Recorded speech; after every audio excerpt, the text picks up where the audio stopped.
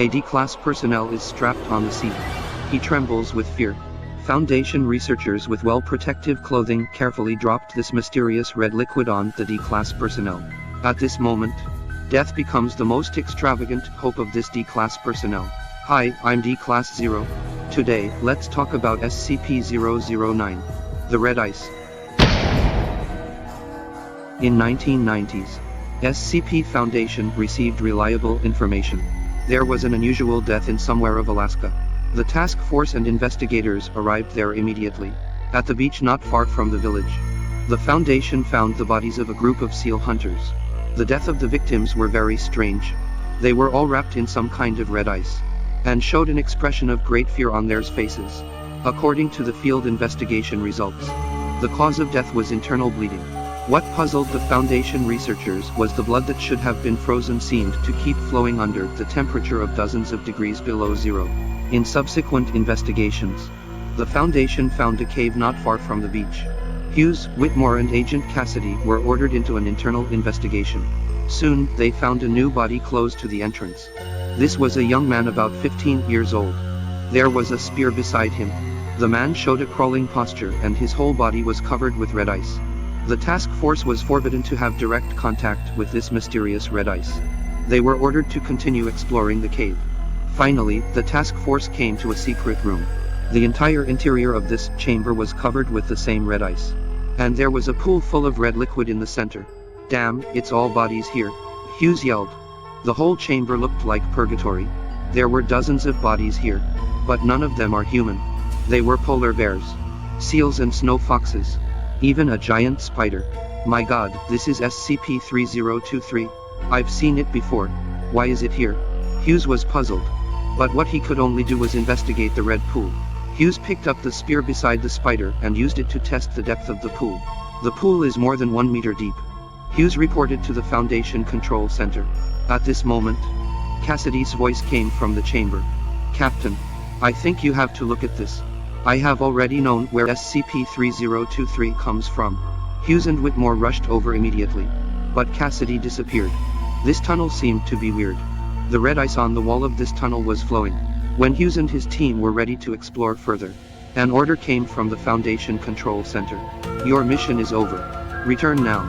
We are sending D-class personnel to replace you.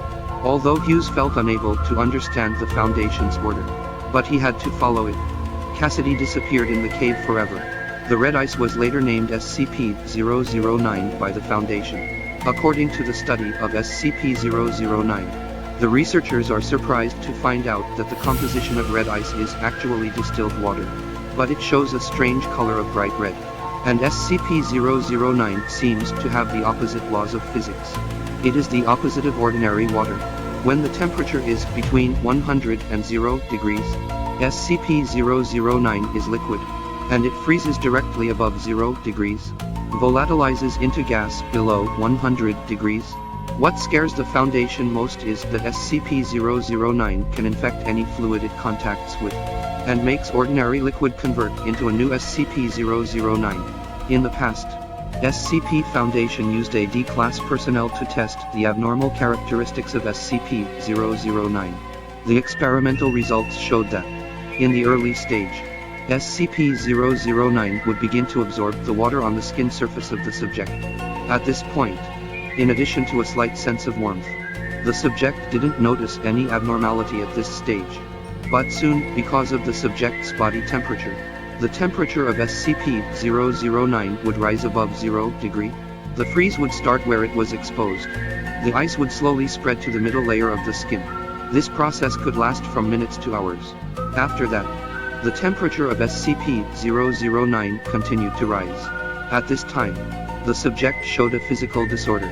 The whole body of the subject would be punctured by the crystal. However, all wounds were blocked by SCP-009. There were almost no blood loss in the subject. The subject showed tens of hours of pain. Eventually, the subject would die in great pain.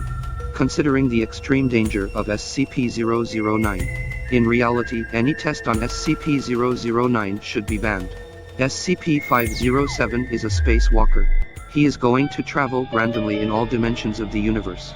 SCP-107 is a turtle shell. Dropping any liquid inside the shell will cause rainfall in some areas.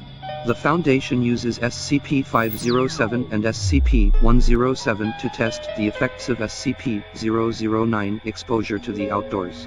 The results are as follows. Red ice falls into the test area with moderate strength. 27 minutes later, the plants in the test area begin to react out of control. Within a few minutes, all the test areas are frozen.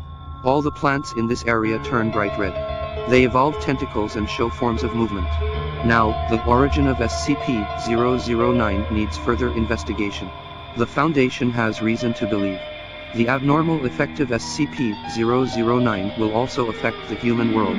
Even if a drop of SCP-009 fails, it will infect all the fluids on Earth. At that time, human civilization will no longer exist.